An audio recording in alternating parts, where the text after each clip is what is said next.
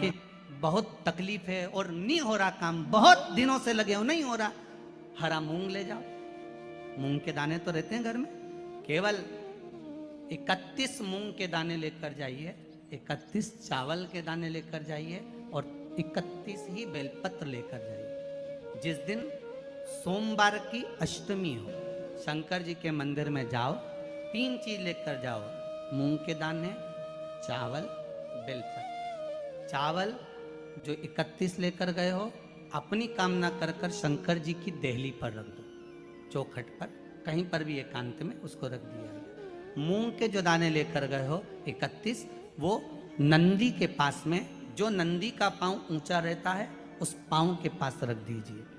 और जो 31 बेलपत्र लेकर गए हो, वो 31 बेलपत्र अशोक सुंदरी वाली जो जगह है, आपको पहले बताया है कथा में, अशोक सुंदरी जी का स्थान जहां से पानी नीचे गिरता है, प्रत्येक शिवलिंग के सामने एक मोटी सी लाइन, वहां पर जो 31 बेलपत्र लेकर गए हो, अपनी कामना कर कर पीला चंदन, लाल चंदन लगाकर उस पर समर्पित करते जाओ। उसकी डंडी जहां से पानी बहता है उस ओर होना चाहिए। आप निवेदन कर कर देखो, एक सोमवार की अष्टमी पर कर कर देखना, दूसरी सोमवार की अष्टमी आएगी, अपने आप आपका काम हो गया होगा। बेलपत्र चढ़ाने का भी एक तरीका होता है, समझ में आता है? सीधा बेलपत्र और उल्टा बेलपत्र समझ लेना, बहुत अच्छे से समझिएगा।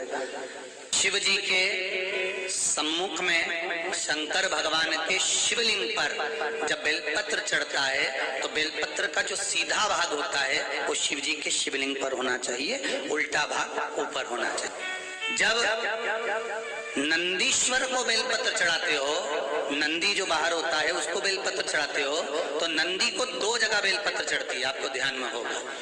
पहली बेलपत्र नंदी को जब चढ़ती है तो नंदी के सामने चढ़ती है, तो उसका बेलपत्री का जो डंडी का मुख है वो नंदी की ओर होता है और बेलपत्री की पत्ती का मुख शंकर जी की ओर होता है। समझ में आ रहा है सबको? डंडी का मुख, जैसे नंदी ऐसे बैठा है तो डंडी का मुख